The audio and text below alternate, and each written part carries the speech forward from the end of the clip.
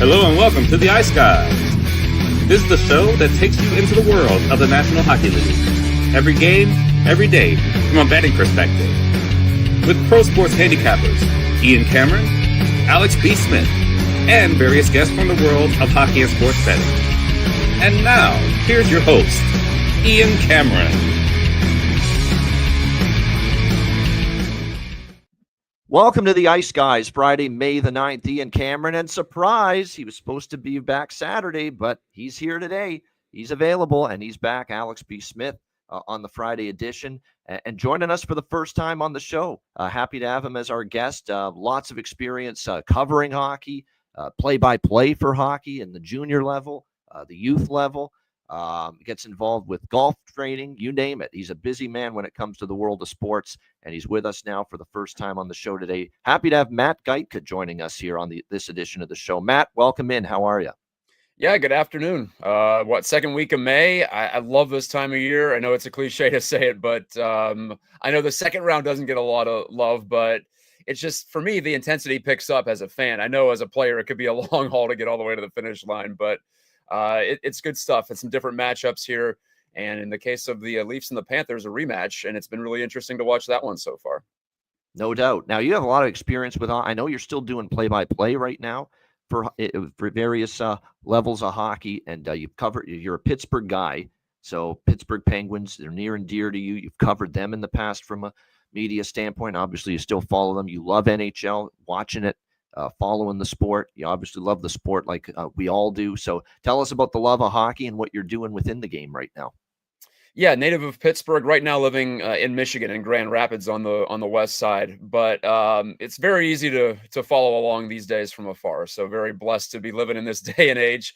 And let's just say ESPN Plus is my lifeline back home. But as far as the Penguins are concerned, you mentioned it, used to cover them as a beat reporter. I was there for their second of the consecutive Stanley Cups in 2017. So got to see that up close, and a little bit of the decline after that as well before moved to Michigan. But yeah, heavily involved from youth to junior level, USHL. Used to work for a couple of teams in that league.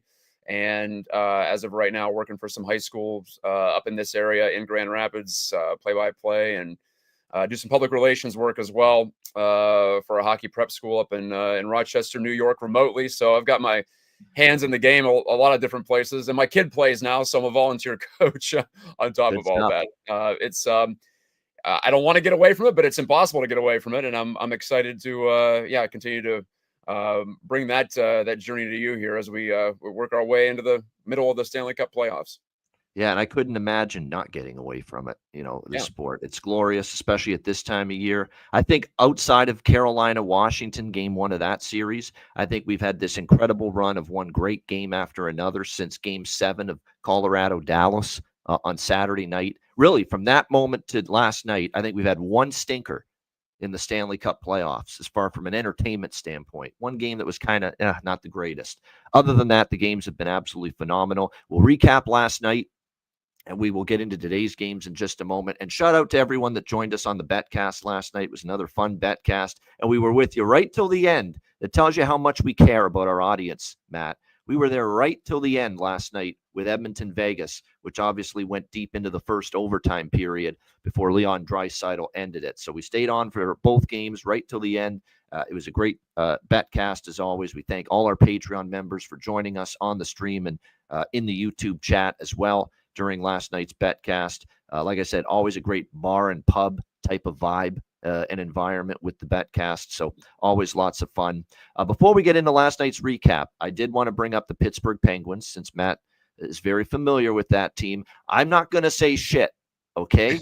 I've already said my piece many a time on the Penguins and the state of this franchise and some of the stuff that Kyle Dubas has done as general manager. I'm not going to speak. I'm going to let you have the floor. Where are the Pittsburgh Penguins at in your mind, and where do they go from here?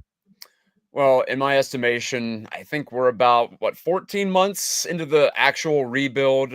I feel like Dubas came in and he felt like he had to defer to Crosby, wanting to continue to try to compete. So you sign Carlson, or you trade for Carlson, you sign Ryan Graves, which has been a total disaster.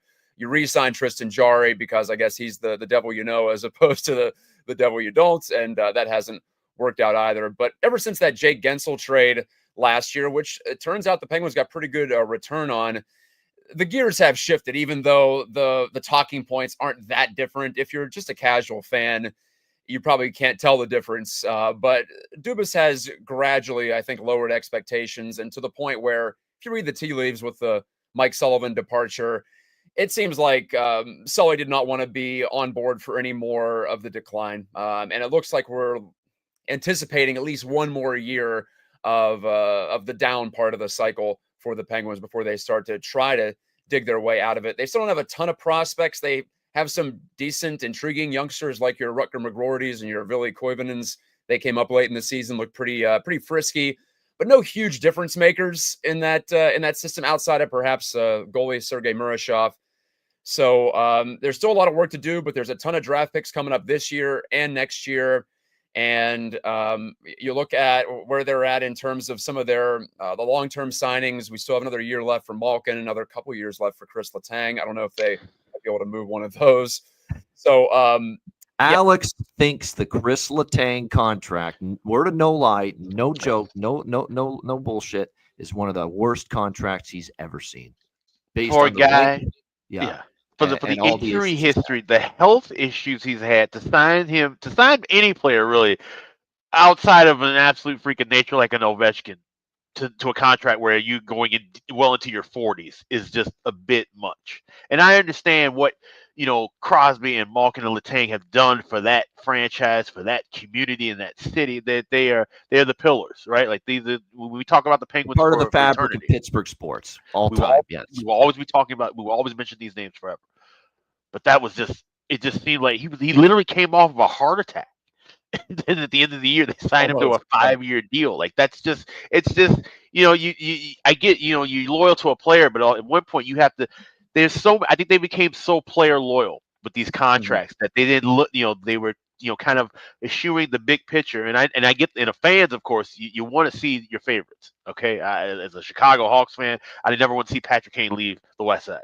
You don't want to see your favorite players leave. I totally understand it, but I just felt like they got so wrapped up in the emotion of what these guys done, and you just kind of missing the point of you're gonna have to rebuild. You got to find the next Crosby and Malkin, and that may take forever, but you got to at least start doing it at some point because they are not going to stick around longer. And I just thought those deals were just a little too long, especially Chris Letang. That was an XL special. That one. Yeah. What happened with Letang as well? There are rumors that Jim Rutherford left because he wanted to try to move Letang, and the ownership would not let him, which was currently at the time that he left, it was still headed up by Mario Lemieux and Ron Burkle. That, of course, passed on to Fenway Sports Group. Ron Hextall came in. He was the one who re-signed Letang, re-signed Malkin. There were thoughts that he didn't want to do it either, and maybe his hands were tied. So it's even hard to really place the blame. I guess you could also say maybe just given too much deference to, like you said, the players who got you there. But outside of Crosby, the other two, Malkin and Letang, have not aged very well the last couple of seasons. It's just they're on a normal aging curve, and that's what you should expect, right? So I was always in favor of at least maybe trying to move away from one of them just because of how they would hamstring you if you did try to tie up all this money. Now the cap's going up, so it's going to be a little bit different. But over the last couple of years of the Ron Hextall regime, they also moved Jared McCann in the expansion draft. That whole situation that didn't make a lot of sense. They gave away a lot of guys, and a lot of guys that could have helped them extend this run of contention. Now we're 3 years out of the playoffs, and it's probably going to be at least one, probably two. Who knows, right? How long it might take to dig their way out of it. But at the same time, you look at it, we've been spoiled in Pittsburgh. 3 cups in the last 15 years. 5 since I've been alive. That's the most over that span over the last 30 years in the NHL. So hard to complain too much, but as of right now, it's really difficult to see them get back to serious cup contention before Crosby retires. That's just the fact of the matter. Yeah, we got a lot of work to do. That's really that simple. Who would you like the coach to be? I like the idea of Rick Tocchet. I think that I realize it would be his 3rd go around now, and there's always the stigma against recycling coaches. But he definitely has the respect of Crosby and the other top players in Pittsburgh, but especially Sid. And that's still important considering how well he's playing. I said he might retire in 3 or 4 years, or I alluded to that. It might be 6 or 7. Who knows how long this guy plays at the level he's currently still loves the So, game. Look at he went right away to Sweden and is representing Canada at the World Hockey Championship. So he just loves the game, and he's just a freak. Why not? He was out there practicing the day after they were eliminated. So I figured he had to be thinking about the World Championships, but also this is a guy that was questionable for the Four Nations, and he played right through that, and everything was actually better after. So, go figure. He's definitely one of one. But yeah, I think Tockett's a decent pick. I was hoping that they could convince David Carl to come out of the University of Denver. Doesn't look like that's going to be the case for at least a couple more years. So if you're not going to go with the young developmental coach, the young hotshot, I think Tocchet would be a good fit. And I don't think he would necessarily take them away from a development track. I think he spent all those years in Phoenix, so he knows about dealing with young players, trying to getting the best out of them. So I think there's a chance to thread the needle there with Tocchet. And I agree with Tocchet as far as, like I said, dealing with young players. He was able to, at least it didn't work out this year, but the year before with Vancouver, have a blend of veterans and youth and balance that well enough to get this team to be in a division title contender. So if he can find some, strike lightning with some of the youth that's in Pittsburgh, and like I said, Crosby's gonna be at the top of the mountain.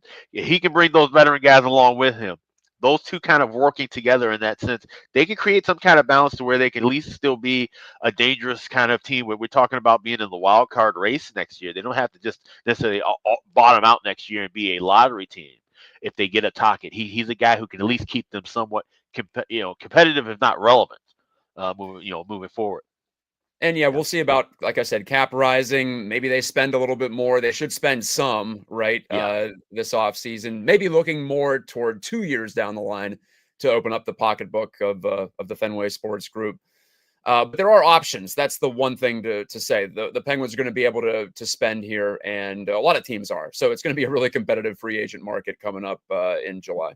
Where do they begin? I mean, their holes are everywhere, right, for them? How much do we talk about this year? How Crosby and Rust and that line basically carried the team throughout the course of the season, and in Raquel, those are the guys that basically carried the way. It was not enough depth scoring. Center ice is a little iffy. The blue lines just look flat out simply not good enough. They got so much work to do there on the back end, and even the goaltending. You never know with the goalies they had, Jari and Nedeljkovic, throughout the course of the season. So there's just a lot of work that has to be done. I have a feeling it's going to be a Keystone State battle off the ice for the services of Rick Tocchet. That's the way I'm kind of seeing it. Flyers and Penguins, I think, are both in on trying to get Tocchet in as their new head coach. We'll see who wins out. Or maybe he doesn't go to either place. We'll see.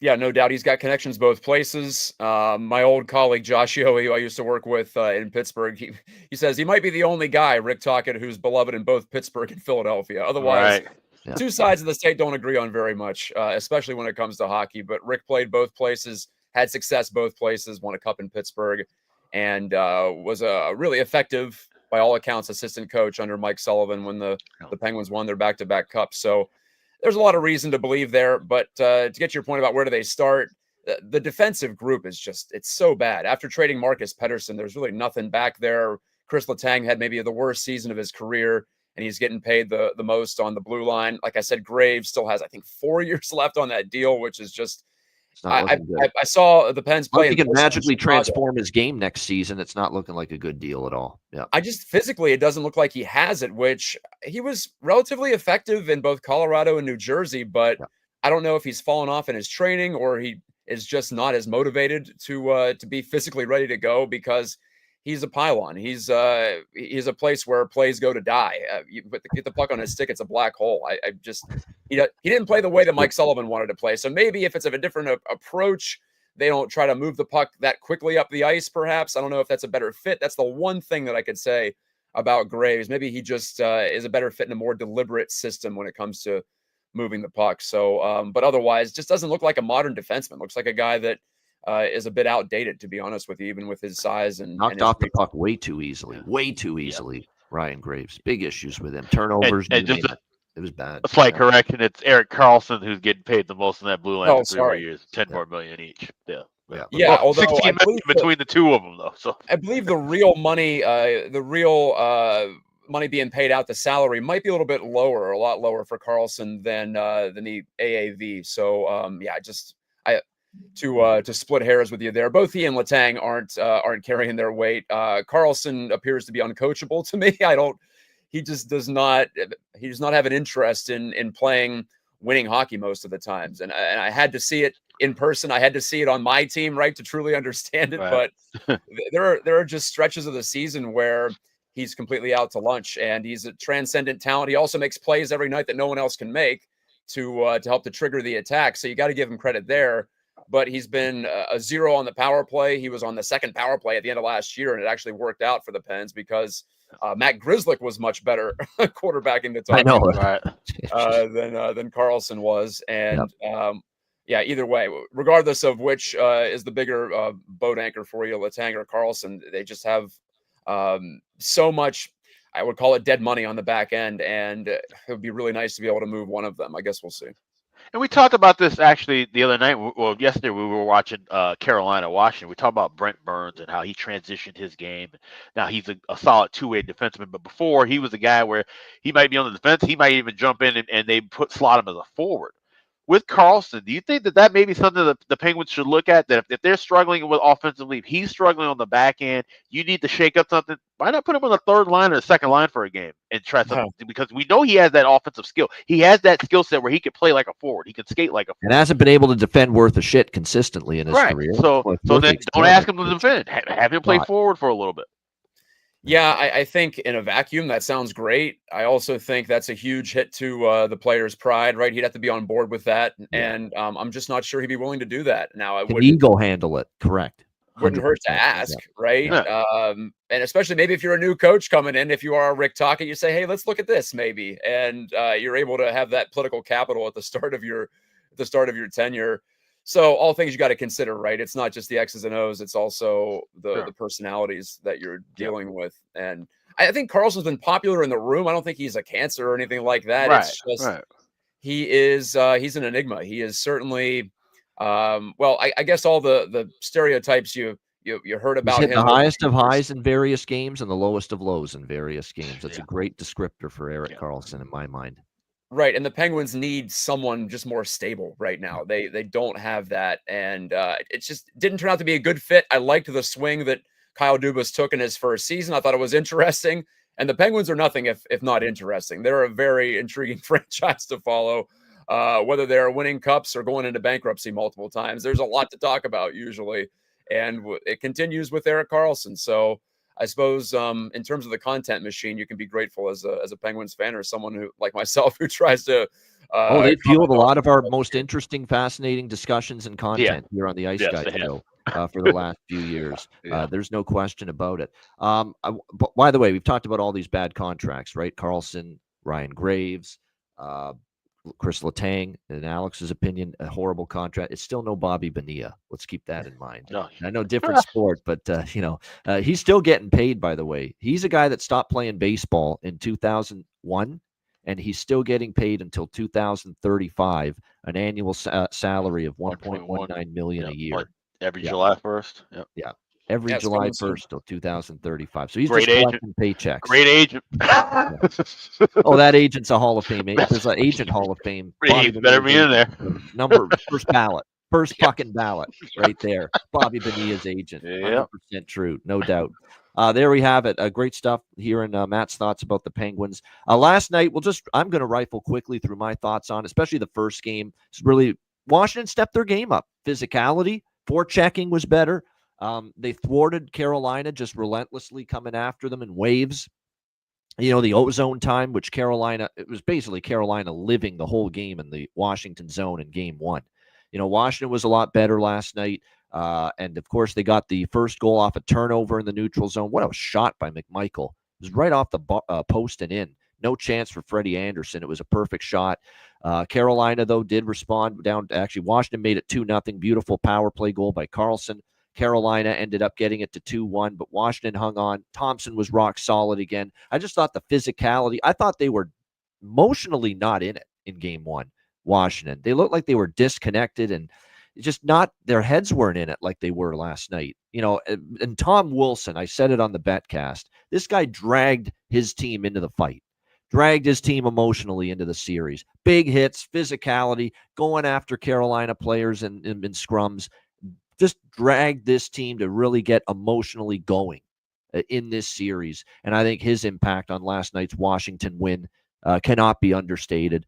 And of course, the power play came through. And the first time Carolina has given up a power play goal, believe it or not, in the Stanley Cup playoffs last night. So big win there for Washington. Matty Robinson, there he is in the chat. Tom Wilson, his bargain bin special on the show yesterday. Great job by Matt with that. And Washington ties up the series 1-1. And then Edmonton, Vegas kind of played out the way I thought. This was a great betting game, pregame and live. We had Vegas to score in the first period, cashed that. The only thing that wasn't good was the first period over didn't hit. But other than that, nothing much to complain about. We had live bets on Edmonton to score in the second period over, which I know Alex took a piece of as well in game on the Betcast last night. Vegas started well, which you expected, team down 1-0. But this Edmonton team just gets stronger with each game. That's now multiple comeback wins. They're the mother of comeback wins this year in the playoffs, Edmonton. This is what they've done. They've started slow, and they've found ways to come back and win. Defensively, it was a solid effort. Now, I think a lot of their players kind of got a little fatigued later in the game. They're playing without Ekholm, Bouchard, and Nurse, and Kulak, especially. Those three guys, a shit ton of minutes because of no Matthias Ekholm to pick up the slack. But they have given it their all, this team, undermanned without Ekholm, and the blue lines fought the good fight.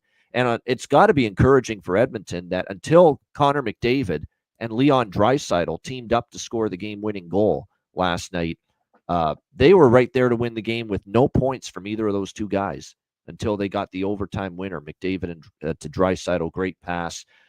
There's a lot to like for Edmonton, and that's a tough loss for Vegas. Adin Hill has not had a great series. Let's call it like we see it. Adin Hill has not come close in this series, really even in these playoffs. I don't think the Minnesota series was great for him, even though they won that series. But he's not come close to his form of 2 years ago when he just ran with it after Brossoit got injured. And the next thing you know, he runs the team all the way to the Stanley Cup championship. He has not hit that level yet. They're missing Dorofeyev, I think, a little bit offensively. The defense is not airtight like it was, or it's been in the past, Vegas. They're giving up too many good looks to this Edmonton team as well. Too many breakdowns, too many odd man rushes, too many turnovers as well. So Edmonton's got trouble, or Vegas, I should say, has a lot of trouble now. Down 2-0 in this series, going back to Edmonton, where Edmonton has not lost a home game here at Rogers Place in these playoffs. So the task to win this series for the Vegas Golden Knights just got a whole lot tougher after that loss last night. And I think I need more from Vegas's top forwards too, especially Eichel. I think he's got another gear that he's got to get to in this series as well. Alex, your thoughts on the two games last night? Yeah, it was interesting. I joined in, like I said, around the second period of that Carolina-Washington game, and it was great for live betting. I hit 3 live bets in that contest, but that was one of those contests where it wasn't the most exciting or entertaining. We kind of talked about that when even it was more exciting than game one, but it's game still one 5 times, 10 times better than game one. Right. That's how bad game one was. but those, and that's sometimes you need that as a playoff team. Obviously, it was fans. We want to see the most exciting hockey all the time, but that's a great kind of just lunch pail workman-like win that we saw Washington get often in the regular season, and they were able to copy and paste and do that in the playoffs, and that's huge. And do that against a team like Carolina, and now the doubt starts to creep into Carolina, right? Because we were saying it all late in the game where we're saying, okay, it's Svechnikov and Aho aren't looking like themselves. We're seeing this kind of that beginning of the creep down and the fall off the cliff that we see from Carolina annually at this time of year, where their top guns get cold, and then the secondary scoring goes cold, and then Frederik Andersen's either hurt or he's not making the big saves he was once making, and all of a sudden this team's out of the playoffs. And that seemed like that. We're seeing that domino move in that game last night with how the pace of things went. And that's great for Washington. Now, to have that kind of momentum, now you got to get ready to go on the road to Raleigh. It's going to be a hostile environment, but you got to, now ramp up that energy a bit more. You can't play the sleepy conservative hockey that you played in game 1 and 2. You're going to have to amp it up in game 3. You got to take that crowd out of it, because we know that Raleigh crowd, they'll get loud. And then that's really what the Canes kind of they're not the strongest home ice advantage, but it's enough to where if things are slow, they make enough noise, they get the team back in. If things are going well, then that place you can't hear yourself thinking, and so that's the big thing for Washington in Game 3 is they have to play their true role style. Like I said, Tom Wilson and Ovechkin, those are the veterans. That's where your veteran guys step up in the playoffs. They know what it takes to be in those atmospheres and those environments, and how to get that energy going early in the game. So that I think that's the takeaway that I got from that one. And in the late game, I mean, it's been back and forth. This has been a fun series to watch. Great win for Edmonton. Now 6 straight comeback victories for them, an NHL record. But they still have some issues, and we talk about how Aiden Hill, like I said, he's not his 2022 self. That's sure. Defensive front of him's got to play better, but they're still in this series because of the fact that that's Calvin Pickard over there in the other net, and he's not Grant Fuhr. He's not Andy Moog. He's Calvin Pickard. And when we saw last night is that Vegas, they can still get that offense rolling. This could be a series with a lot of boat race games. I wouldn't be running to bet any unders right now in that series, especially with, like I said, Edmonton playing well at home and now shifting the series back with a 2-0 lead. It's going to have to be more open ice hockey, certainly from Vegas, especially now on the road and in a team that's got good momentum at home. They're going to have to press that pace early. But I expect that to be where we kind of think of, games 3, 4, 5, and beyond the second round slowing down. This might just amp up. We might see, the 6.5s, hell, maybe even 7s, because there's going to have to be goals because you can't trust either of these defenses. And really, you can't trust either one of these goalies right now to just shut down a team, make big saves, and play a low, tight, and slow game. Pickard played awesome last night, I thought, though, and still gave up 4 goals. That speaks to exactly what you're saying, because I thought he made some unbelievable saves, especially in the third period and overtime, and yet still gave up 4 goals. So it was kind of a weird game to evaluate for Calvin Pickard. I think overall he's been great. And look, he hasn't lost since he got the net and replaced Skinner and replaced Stuart Skinner. Since, he replaced him, what are we talking about now with Edmonton? 5 in a row now? Game 3. Game 4, Game 5, Game 6, actually 6-0 now, Edmonton, all with Calvin Pickard starting. He started Game 3 in LA. That was his first start in that series. They're 6-0 since that moment. The Edmonton, or 5-0, I should say, because it went 6 games. 5-0. The very impressive stuff from the Edmonton Oilers for sure. No question about that.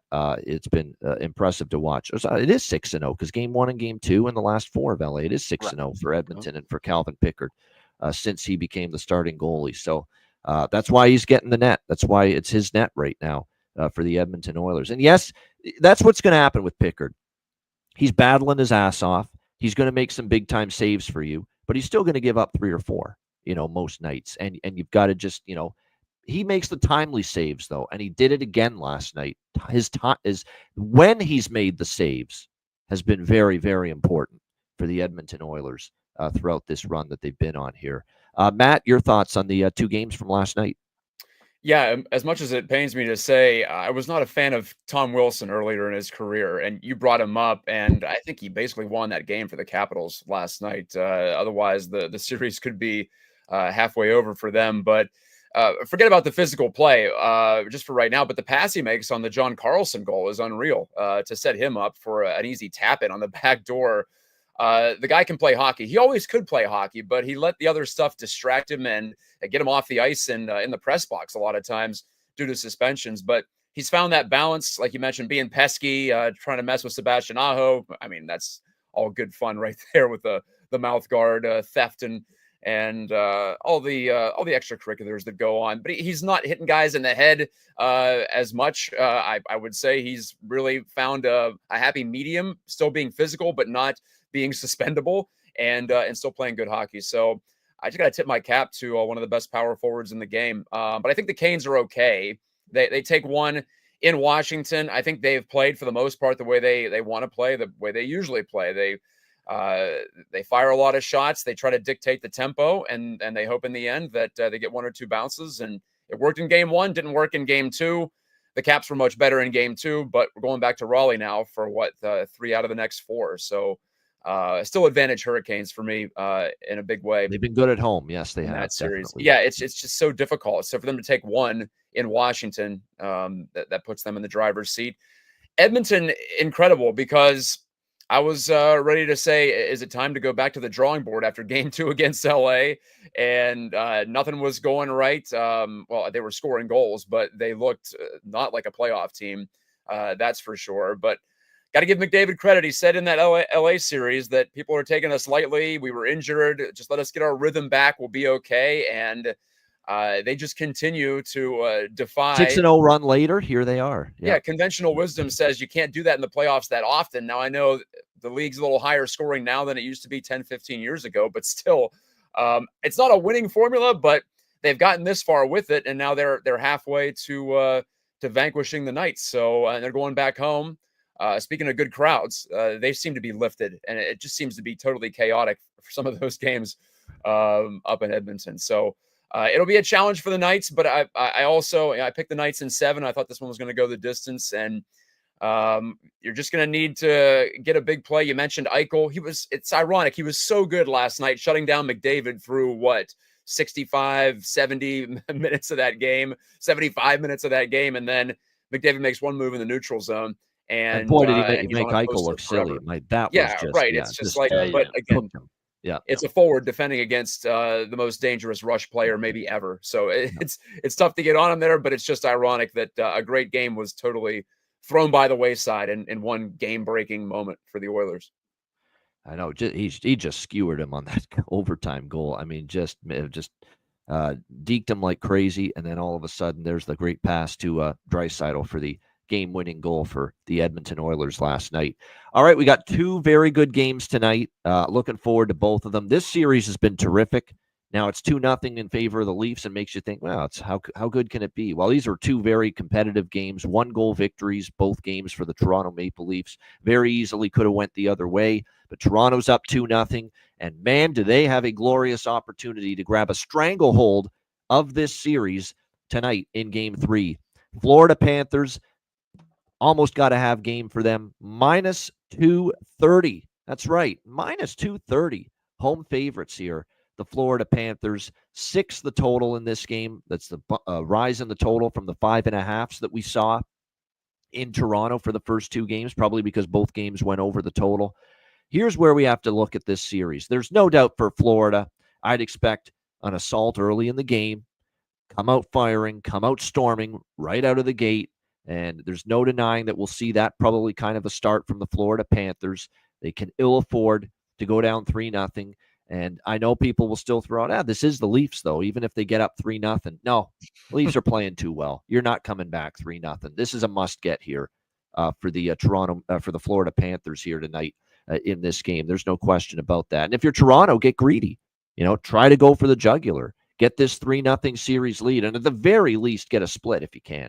Here from these 2 games at Amarant Bank Arena down there in Florida. Some things to note about Florida. They played a much better game 2 than they did in game 1, even though they lost. You can tell they just played a better game. They had their chances. At the end of the day, there are costly defensive gaffes that are getting Florida in trouble. Turnovers in the neutral zone, getting caught up the ice, and odd man rushes and counter rushes coming the other way from Toronto. How many times in this series has Florida given up a goal on a rush chance? I think it's been stunning to see just how impressive and Toronto's been as far as getting rush chances and making Florida pay with those rush chances. And Florida has not been able to sustain momentum in this series. Toronto has always responded to Florida scoring. Look at game 2.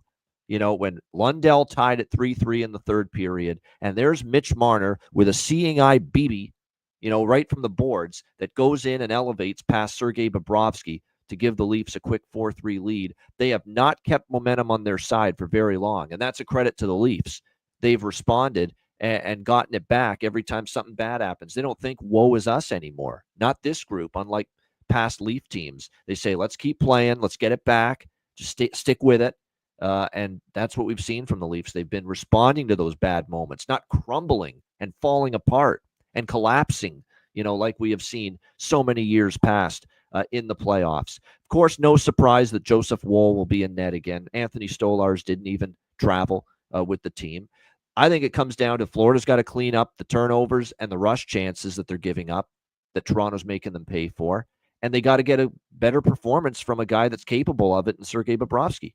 who has just been outplayed this series by the Woll and Stolarz combo in the first two games. It was Woll making all the key saves with Toronto hanging on to that lead in the third period. And Robert's making a great point, a phenomenal point, 100% true. They have found a flaw in Sergei Bobrovsky, the Leafs. They're shooting high. They're elevating the puck. Down low, he's too good along the ice. They have been elevating the puck, getting the puck high over his shoulder, and that's where they've had a lot of the success. The Marner goal, perfect example. They're shooting the puck high, and they're having Riley's goal in game one of the series high. Again, they are trying to. I think they have found something that we think we can beat this guy. And someone from the Leafs said they noticed it in the pre-scout for the series. That they could maybe aim to shoot the puck high on Bobrovsky and have some success. And so far they have. There's no question. Who's not playing well for the Leafs? Now, Matthew's not scoring as much, but his defensive play has been great. Nylander and Marner have been great. Matthew Nyes, as we've talked about, has been spectacular for them. Max Pacioretty, how good has he been since entering the lineup? His veteran presence, his physicality. Now you get Max Domi getting a big goal the other night as well. I mean, the Leafs are a scary bunch, and that D has been phenomenal, led by Tanev and McCabe. They've been great. Carlo and Oliver Ekman-Larsson, Riley, they've all been solid. And, of course, the goaltending's been rock solid. For Florida, they need more from Verhaeghe. He's had a quiet series. They need more from Reinhart. He's had a quiet series. What's Reinhart done in this series? He's been very quiet. And Matthew Tkachuk needs to do more, but here's the problem, and we'll see if Alex and Matt agree with this. I don't think he's 100%. I think he's not even close to 100%. I think he's playing through still the injury that kept him out for the last 2 months. He's nowhere close to the Matthew Tkachuk of last year, and I can't just believe that it's all him not playing well. I think this is the injury. There is still something really, really hampering him right now, and you can, I think, kind of tell with him right now with the way he's playing. So I'm going to go with Florida to score in the first period because that angle's been great. It's 28-13 in the 29-14 in the playoffs. First period goal for the team that lost the previous game. I will go with that. I will go with Florida to score the first goal of the first period. Get a better price on it, obviously, if you do that, because that first goal has been pretty strong in the playoffs for the losing team of the previous game as well. First period over, like it. We've had 2-0 to the first period over in this series, and I expect a frenetic start. I don't love the full game over. I'm going to sprinkle on it, but I like the first period over more, especially now with the full game total going up to 6. But I'm going to take a shot, too, with Toronto on the full game at this price, plus 190. I just think we're overpricing Florida here based on what we've seen in this. I know they got to have it like blood, this game. Like a human being needs oxygen to breathe. The Florida Panthers need this hockey game tonight, no question. But they're overpriced. And I think based on the flow of this series, I'm okay taking a shot at plus 190 here with Toronto, even though I like Florida specifically early in this game with the first period looks. Alex, what do you think here? It's a good one. Game 3 back in Florida, Leafs Panthers. Yeah, and it's funny. We kind of had, like usual, we already kind of had the same idea in this one. But like I said, don't really like the full game over. I'm expecting to see goals early. I like both teams to score in the first period, so I am going with that first period over as well. I'll wait for that first period. I'll wait for the first period overload because I'm seeing minus 130 at FanDuel, 25 at MGM. I'll wait and play that at plus money live. I don't think we're going to get a goal in the first minute or first 5 or anything like that. I do think there'll be some kind of a bit of a feeling out, but I expect goals from each team in the first period. And Toronto, like I said, they have to show that killer instinct now. They have to show a type of killer instinct they've never shown, even in winning the last series or winning the series against Tampa Bay a couple years ago, because this is rarefied air for them to have a 2-0 lead, and you're playing. Even though this is a great team, they're still the Cup champions until they get bounced in the Florida Panthers, and we know how dangerous they are, and they've had a serious home ice as well. But this is the kill spot for the Leafs. This is where you take their legs out, and we saw this a few years ago with Florida, where if you can really beat them and wear them down in Game 3, and there's a lot of teams, I won't just say Florida specifically, but you beat a team down and wear them down and beat them mentally in Game 3, take all the air out of that building, take all the air out of that bench. Then you make things a lot easier for yourself in Game 4, and even if you do end up losing Game 4, you go back home for Game 5. So I think we always talk about, Game 4 obviously could be the closeout if you're up 3-0. That's a big game. But Game 3 in this particular spot, the way this series is going, this is the must get for Toronto. You have to get this 3-0 lead. You have to take the oxygen away from the Panthers and continue on with the play that you're having. So I expect goals early. Like I said, I do like that Florida to score first, which is why I'm staying off of Leafs money line right now, because if we get that Florida first goal, we're talking about plus 225, plus 230. That's when I'll be jumping in on Leafs money line and then jumping in for the next to score. So this is a great live game, but all first period over, both teams to score. Florida to score the first goal in the first period. Plus 170 to plus 180 is the price with the both teams to score in the first period. I got 170 at FanDuel. So, the good price with that. By the way, Toronto scored a first period goal in the first 2 games. So I'm not totally ruling out that they get on the board in the opening period. I definitely like Florida to score in the first period, but I wouldn't count out Toronto, because I think Toronto will have a sense of urgency themselves, even though they're up 2-0. Try to at least get off to a good start and put this team away. Matt, how do you see this one here? Game 3, Toronto, Florida. Well, I think Florida tries to really shut this one down. I think they have most certainly been shocked by how many rush chances they've been giving up. They're usually the team that makes you dump it in, and the Leafs have been happy to dump it in this year. I think they were one of the top teams when it came to retrievals in the offensive zone. They have been playing differently under Berube this year, definitely. But the Panthers are also pretty aggressive near the blue line. So maybe they back off a little bit. Maybe they play a little bit more safe. I love the under here. It was at 5.5 earlier. Now it's 6. I definitely love the under now. I just think this game is more controlled. We've seen the teams fill the nets in the first 2 games. This might be a reaction here to that. I also think Bobrovsky's going to play better. He has not been at his best. He needs to. The book on him has always been to shoot high, but the thing was the Panthers didn't give you that much time to really pick your spot typically, but the Leafs have had some opportopportunities to pick. Which goes back to all the rush chances they're giving up. Yeah. So you can go to the book, if you will, against Bob, but most of the time it's little scrambly chances in front, and no one closes down those better than Bob, or at least over the last couple of seasons when the Panthers have been on their run. So I like the under. I don't know if I would take either team on the money line here, but I also feel like Austin Matthews is playing well enough to go pick him as an anytime goal scorer. I had him at plus 150. I saw just a little bit of a value there, not too much, but I think he's due. I think he's ready to get it going.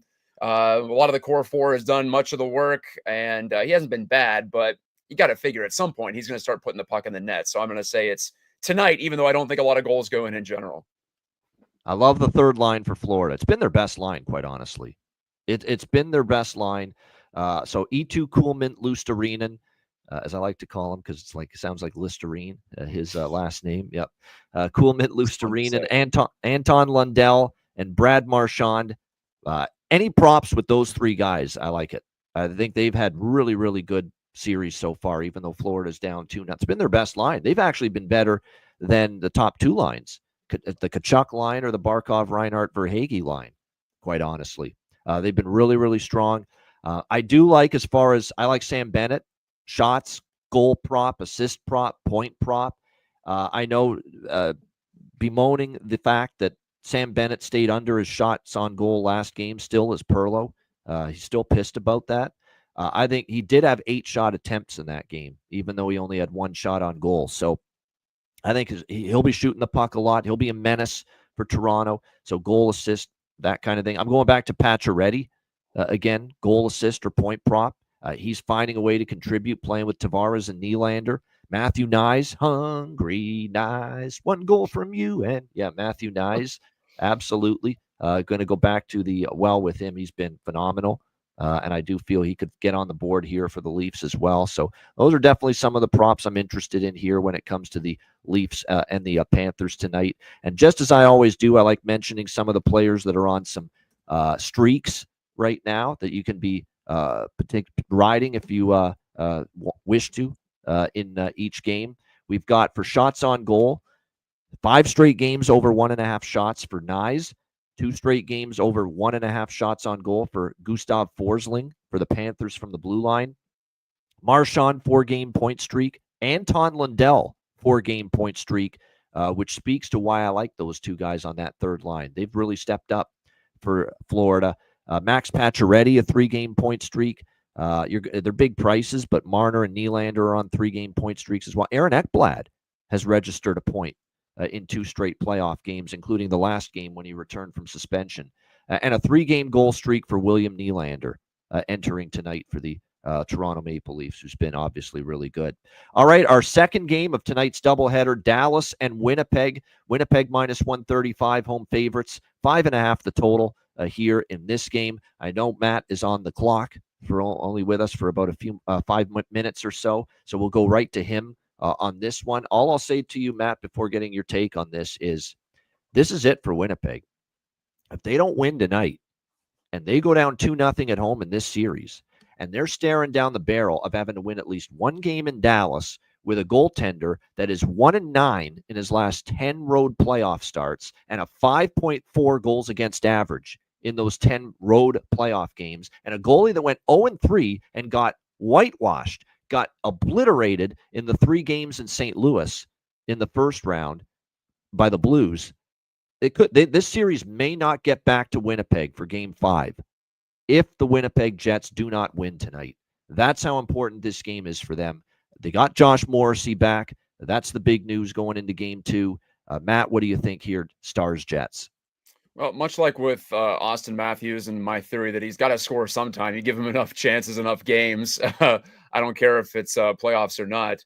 He's going to put the puck in. I think Connor Hellebuck shows up tonight, and I've got my bargain bin pick for you there. I saw the shutout prop for him was plus 700. I say take that. I think this is the night that Hellebuck, the Vezina winner, possibly 3 times here. Hey, at least you got him at home doing this, making this bet. Yeah. Right. I think the Jets come out, and I think he feels supported. I think it's a big push. So I also like Jake Ottinger over 26.5 saves. I think the Stars have to try to withstand a big rush early from the Jets. And I think the Jets do get to Ottinger and the Stars. And I'm feeling like it's Hellebuck's night. It's got to happen eventually. Haven't seen too many shutouts in these playoffs, but if anyone's going to get one, you have to figure it would be him, despite all of his struggles in the playoffs. And like you said, he is at home. He's talked a lot about the pressure being off after the first round. I mean, maybe it's just something you say to make yourself feel better, but I do feel good about him coming through in this Game 2 tonight because, like you said, they pretty much have to. It's a big. It pretty much feels like it, and I don't normally say that when a team goes down 2-0. Even when a team goes down 2-0 at home, like I think Vegas is in trouble, but can I still see them winning the series? Yeah, I could see that. I don't see it for Winnipeg if they lose tonight because of just how Hellebuck has turned into a fucking puddle on the road in the playoffs. It's just 1-9. That's horrible. You know, as far as his 10 road playoff starts, entering Game 3 in Dallas on Sunday. So don't put him in a spot where he's down 2-0 and you got to win at least one game to save your season on the road in Dallas. Don't do that if you're Winnipeg, and they've got to avoid that, in my opinion, here tonight in this one. Alex, hold your thought on the series. We'll get because Matt's got to run in a few minutes. So, Matt, anything else you wanted to add about the 2 games? And if not, we'll recap your bargain bin special and your best bet. But anything else you wanted to add about either of the 2 games tonight? No, I think that I picked Dallas to win the Stanley Cup. So I think Dallas is going to get it done in the end, even though I feel like tonight's going to be a pretty classic response game from the Jets. You see it in the playoffs. You talked about it. The team that loses the previous game scores first a lot. That's the hockey playoffs. You manage momentum. The champion teams can kind of go against that current. They can go against human nature, and they can continue to pile on. So I guess if the Stars are going to be champs, maybe at some point they make one of these a short series. So there is that aspect of it as well. But I'm still feeling great about Dallas once they got past that hurdle of Colorado in the first round. I think they're going to start rolling downhill here. So the Jets have their work. You still like them in the series, Dallas, though, right? You'd like Winnipeg tonight, but you like Dallas in the series. Yeah, I like Winnipeg tonight, but I think Dallas takes care of it, and I think it's in 6 games. So I'm all in on the Stars. I was definitely white knuckling it a couple of games ago, but here we are now in the second round, and they can take a breath. All right, great stuff. Matt, hell of a debut. Before we let you go, we want to just recap. You're on officially for Bargain Bin Special of the night, your first Bargain Bin Special of the night for the Ice Guys show. Connor Hellebuck shutout, plus 700. is the price with that. I love how people in the chat, like they know what's going to happen, say, he's not getting a shutout tonight. No way. Yeah, dude. I didn't think there was any way fucking Mikko Rantanen was going to get a second straight hat trick, Right. the other night either, especially a natural hat trick on the road. Anything can happen in these games, man. I'm telling you. It's hockey, man. That's Yeah. why it's so fun to watch. That's why it's so maddening at times, though, because the sport can defy expectations. That's why we love it. There you go. So Connor Hellebuck shutout plus 700 for Matt Geitka here with his bargain bin special. And now best bet, Matt, for tonight. Anything from one of the two games? What do you like here for best bet? Yeah, I already touched on it, but Jake Ottinger over 26.5 saves. He's going to get, I think, bombarded tonight. So I think he's going to hold up okay. It's not going to be a blowout or anything like that, but I'm feeling a big Jets push tonight. All right, I like it. A player prop best bet, and it makes sense. I think the Winnipeg Jets are going to be, on the front foot tonight. Really throw a lot of pucks at the net, especially with how great Ottinger was. How great was Ottinger in the third period of Game 1 to make that lead hold up 3-2? He was spectacular. So I think Winnipeg, it's fire the puck from anywhere and everywhere tonight, and I like that. It's a good thought with Jake Ottinger over 26.5 saves for the Dallas Stars for Matt Geitka's best bet for this segment. Matt, great stuff. Loved having you on the show. We'll definitely do it again for sure. A great debut. And I got to say, I love the two images in the background. One from one of my all-time favorite sitcoms, Seinfeld, legendary, Cosmo Kramer from that one episode, and Bob Marley, one of my, reggae legend. And I've got his whole discography on Spotify. And I put it on in the hot summer day, lounging with a Mai Tai or a cocktail or something like that. Just it's got that vibes to it. You're in warm weather. His music, reggae music, goes with the warm weather. So good stuff. It's the only place in the house I'm allowed to put these things up. So this is my domain right here. That's your dungeon down there. And it's also when you misbehave, in your wife's opinion, right? Yeah, exactly. So, hey, can always have my tiny haven here with the little ones running around and everything. You got to have some spot in the house. So this is mine. Right. No doubt. That's all. You got to have some solitude, exactly, at some point. Matt, awesome stuff. And like I said, enjoy the games tonight. Good luck. Enjoy them. I'm sure we all will. And we'll get you back on the show soon. Yeah, great to be with you guys. Have a great weekend. And hopefully see you down the line here as the playoffs continue. No doubt. Thanks for joining us, Matt. Appreciate it. Cheers, Matt. Bye-bye. All right, there it is. Our Matt Geitka joining us here on the Ice Guys show. Alex, we'll just go right to you now for Winnipeg, Dallas game 2 here tonight. What do you like? Yeah, now, I have my series bet of this series exact order, and I did like Winnipeg to win tonight in game 2, but I am actually betting on the side of Winnipeg as well. Now, Matt was bold with that prediction of a Hellebuck shutout. That might be a little bit dicey, but I think he does play a much better game than what we've seen from him lately. And so I have a couple of kind of creative side bets. I went with the parlay of, and we talk about the MGM parlays, but I'm here in Illinois, so I'm just kind of finagling around with a couple other books. But at FanDuel, I got minus $1.12 on Winnipeg to win and over 3.5 goals, and then plus 101 on Winnipeg to win and under 7.5 goals. So creating a little fun middle within that, but I think it's going to be mostly Winnipeg here. Like I said, I think this has to. They know how they've struggled on the road. They know with Hellebuck's issues, they have to get a win at home. This is the team that did this. You just have. This is a must-win game for them right now because it's not even about just getting the win at home and your road struggles. Just to give this Dallas team any more momentum. Period. It's dangerous. So, like you said, this has to be the same kind of a setup we talk about with Florida. You have to look at Jets have to score the first goal, and I will dabble in a little bit of that. That's something more live I'll be looking for than the pregame, but with their first goal, because I'm not going for first goal of first period. I'm just looking for first goal overall. And with Dallas, there's still, like I said, Mikko Rantanen's still hot. There's still guys that are worth betting on when you're looking at anytime goal scorers. I think it's still going to be a back and forth kind of a battle. So. Like I said, I think it goes over 3.5, 5. I could see it falling right at 3-2, 4-2. So that kind of gets. That's why I like that under 7.5 and kind of middle. It's going to be more Jets than anything else, and I think we see Hellebuck's best. And like I said, the thing would be, can he carry it over to being on the road?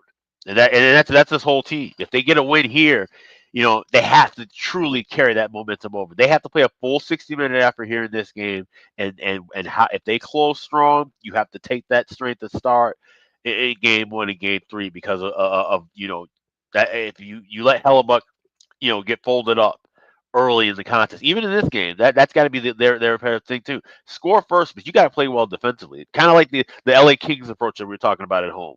Shut things down on your end, but definitely dictate the pace and score on the other end. That's the way you're able to kind of weaken Dallas down, getting that goal, because we've seen that from Dallas in the last series, where Colorado would score first, and it took them a while to get their feet against back under them. If Winnipeg can score first, and you come back and score twice, then you could get that. You could temper their momentum.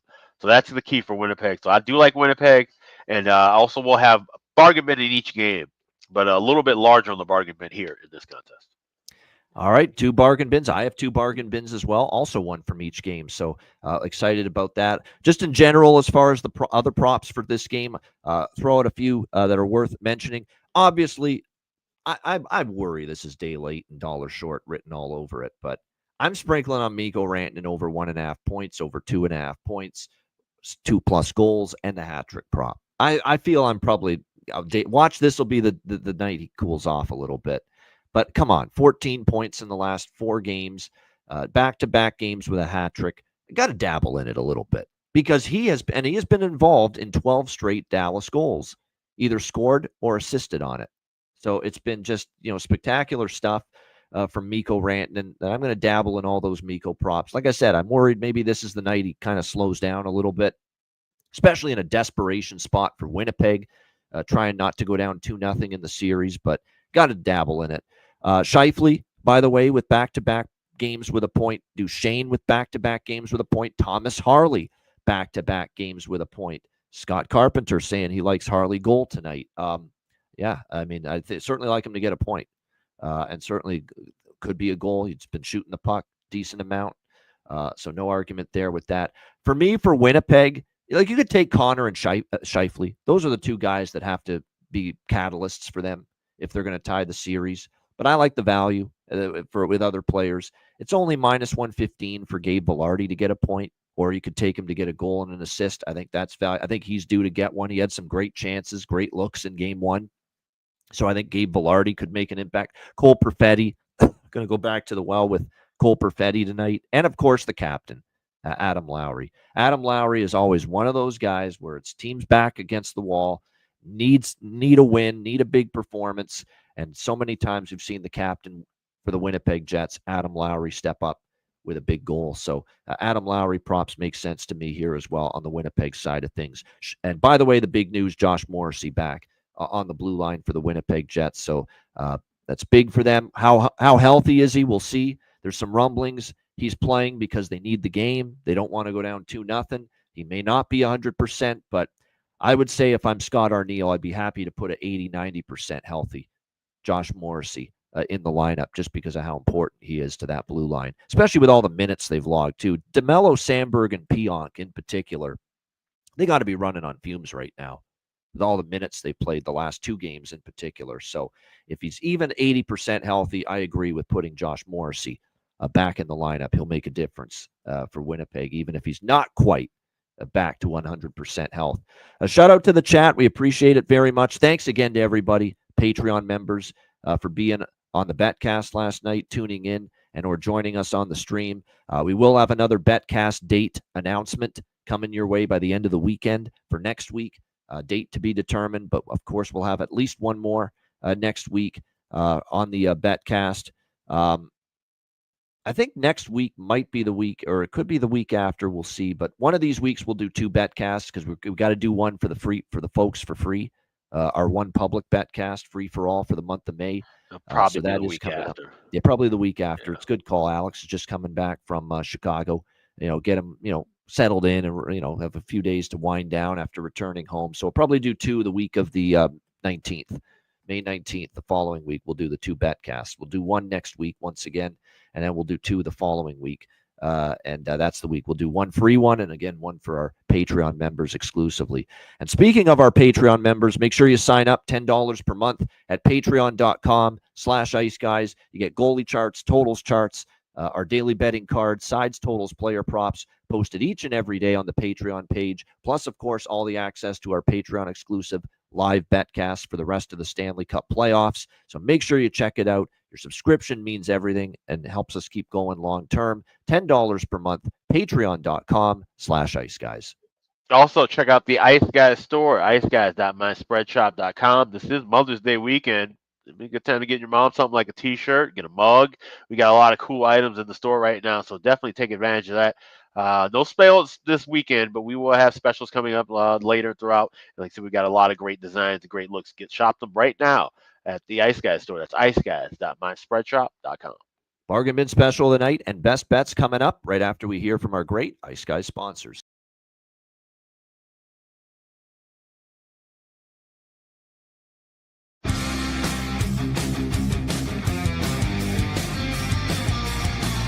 Support for the Ice Guys podcast is provided by Boston Hemp Incorporated, Tailgaters Social, and a big thank you to all that subscribe to the Ice Guys Patreon page.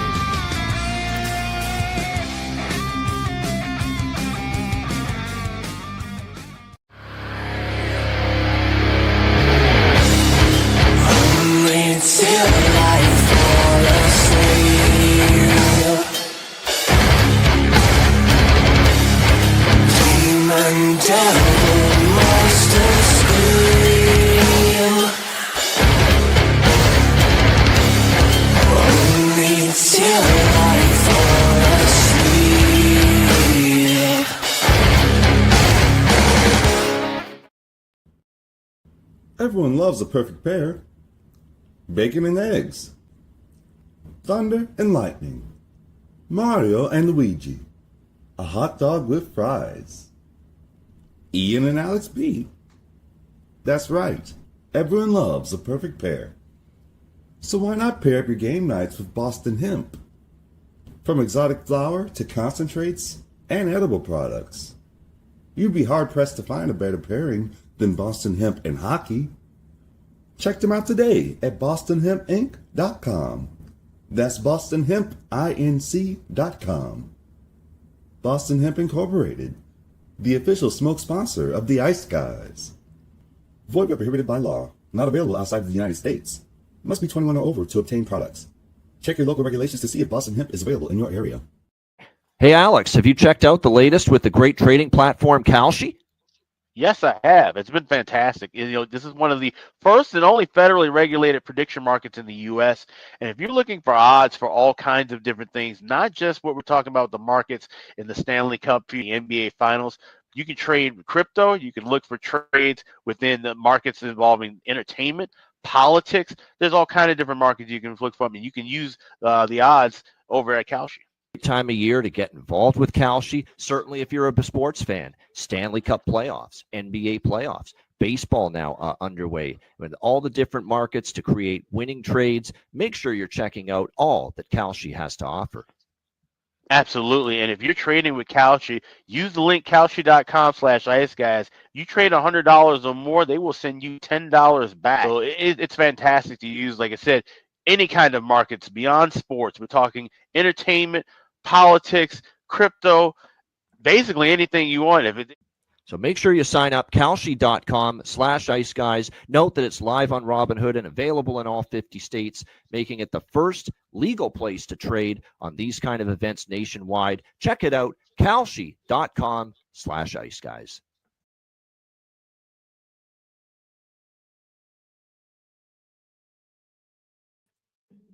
Shout out to all our great sponsors. Boston Hemp Inc., 20% off, promo code IceGuys at bostonhempinc.com. And check out the great trading platform, kalshi.com/iceguys. Before I get to Bargain Bin Special tonight, Joe is right. I totally missed on not giving out anything that I liked in that Dallas-Winnipeg game, because we wanted to get to Matt so he could leave because he had to pick up his kid from school. And then I went to Alex. I didn't come back to me. I just realized that on that game. So you guys know Winnipeg lost the last game. I'm on Winnipeg first period goal, Winnipeg first goal of the game, and or first goal of the first period, whatever you prefer. I think they have a strong start, fast start. But I like Winnipeg just first period goal More often than not, it's 28, 29, and 14 in the playoffs now. It's been great. So we're back on that. I'm on the over by Fecta here, but I'm going lower on that. I like the Winnipeg looks more. And I am going to, it's 2.5 right now, the Dallas team total. If they are not, let's say they're down 3-0, and let's say they get ambushed early, which could happen. I expect Winnipeg to be just blasting out of the gate tonight. If they're down 3-0 after the first period or 4-0, I may lay off. But if they're tied or down a goal or something along those lines, I'm going to be interested in Dallas money line live, because I think the pressure really shifts to Winnipeg if they don't just get out of the gate and really put it to Dallas. And if they let them hang around, to me, that's dangerous. And that's why, depending on the flow of the game, I may look at a live Dallas money line. What I absolutely will bet live, and you can rest assured I will bet this live. If the Dallas team total at 2.5 falls to plus money at any point in this game, I'm betting a live Dallas team total over 2.5. 7 of the 8 playoff games, the Winnipeg Jets have allowed at least 3 goals. So that is absolutely going to be a live bet for me. So make sure you're aware of that. I'll be on Dallas team, not pregame. I don't like it now at minus 140. Plus, I think they're going to start slow. I'm pretty damn confident we're going to get a better price. We'll get plus money, I think, at some point with Dallas Stars team total over 2.5. And if it gets to that point, I will bet it. So that's the approach for me when it comes to the Stars and Jets here tonight. And as you can tell, I applaud Matt with the Connor Hellebuck shutout prop, and I'll give him all the fucking credit for it. I will broadcast that to the heavens if he shuts out Dallas tonight. No. Matt Geitka called it on the show and used it as his bargain bin special, but I got to see it before I believe it. That's all I'll say with that. All right, a bargain bin special of the night. We have Matt Geitka's, of course, Connor Hellebuck shutout plus 700. Alex, bargain bin special. What do you like? Yeah, let's go with one from each game. We'll start off with that Toronto-Florida game. And like I said, Toronto's got to show the killer instinct. They've got to show teeth, and they've got to draw blood first against this Florida team. I like Max Domi to get on the board again. Anytime goal, get plus 750 at FanDuel. He's just one of those guys who, he's gritty. He finds himself in the right spots and in those key spots, those key moments. I think he can get on the score sheet tonight. So Max Domi plus 750 for Toronto. That's bargain special numero dos. We go to that game in Dallas and Washington, or Dallas and Winnipeg, excuse me. I'm looking at Adam Lowry, the captain for the Jets. Once again, you get him at plus 600 at FanDuel, anytime goal scorer. He said, I think this is a game where the Jets win, and usually when they win, he's involved in the scoring. So Adam Lowry plus 600. That's my second bargain bin special for this thing. All right, there we go. I like both of them. I used Max Domi the other night at plus 680. I wish you all the best with him tonight. That's a good sign for him. Maybe it gets him going. Max Domi for Toronto, and also Adam Lowry for Winnipeg for Alex B. Smith with his bargain bin specials of the night for tonight's slate. All right, my bargain bin specials of the night. This has been a really good line. He's all of a sudden picked things up offensively and been able to find pay dirt. Plus 400 on the line that's been the best for Florida in this series. Give me Anton Lundell for the Florida Panthers here tonight. Plus 400. He tied the game in game 2 in the third period. Great value, and that line has found chemistry. It's been their best line, in my opinion. Brad Marchand, Eetu Kulmint-Luostarinen, and this guy, Anton Lundell. Plus 400 for the Florida Panthers. Anton Lundell for my first bargain bin special of the night. And my second bargain bin special of the night for this slate tonight, I am going to go with, let me see what the price is. I think it's bargain bin. Yeah, it is. It's definitely bargain bin worthy. You can get plus 330, plus 340. Cole Perfetti for the Winnipeg Jets. I like that price for him tonight. Cole Perfetti, plus 340. That is the best price out there right now. So there you go. There's my two. Anton Lundell, plus 400 for Florida. And Cole Perfetti plus 340 for Winnipeg for bargain bin specials on this Friday night. All right, best bet. Alex, what do you like for best bet? Well, maybe Anton Lundell and Max Domi can get those goals in the first period. That would be absolutely fantastic because I do like both teams to score in that contest. Toronto, Florida, both teams to score plus 170. That's in the first period. That's my Friday best bet. All right, there we go. Best bet for me for this slate. I am going to rock with the. That's a good question here. With the best bet here, I think I really do like Winnipeg early. I think this is probably a strong look. I think they've got to jump out of the gate strong here in this game tonight against the Dallas Stars. And I think you're going to see that fast start that clearly they are going to want, that clearly they are going to need to avoid going down 2-0. More juice than I'd like, but minus 150, we're going to use it for best bet. Winnipeg goal in the first period at minus 150. That'll be my best bet here for this Friday NHL slate. A shout out to everyone in the chat. Appreciate it very much. Hit the like button on the way out. And like I said, great show. We appreciate our guest, Matt Geitka, joining us here on this edition of the Ice Guys show. Kyle Bond, who was on a couple Saturdays ago, is going to be back tomorrow as well. I know he's hoping we're talking to him after another Leaf victory here tonight, but we will see if that's the case. But he'll be on. We're going to have our goaltender from Sweden back on Monday. Alex won't be on Monday, but Oscar Froberg will be. He'll be back on the show on Monday with me and Perlo. So again, looking forward to that as well. And like I said, by the end of the weekend, we will have our next Betcast date for next week announced. All right, great stuff. Hit the like button on the way out. A reminder, the Ice Guys is live 7 days a week, Monday to Friday, 2 p.m. Eastern, Saturday and Sunday, noon Eastern. If you can't watch the show live, download the Ice Guys podcast in audio form on all major podcast platforms: Google Podcasts, Apple Podcasts, Spotify, Stitcher, iHeartRadio, Amazon Music, and more. Download the Ice Guys podcast when you can't watch the show live. To answer John X, Anton Lundell, Florida, plus 400. Cole Perfetti, Winnipeg, plus 340. Those are my two bargain bin specials. And mine is Adam Lowry, plus 600, and then Max Domi. Max Domi, plus 750. Thank you. Let's hope lightning strikes twice. I used Max Domi the other night for bargain bin, cashed it, and hopefully more magic from Max here tonight for Alex B. Smith as well.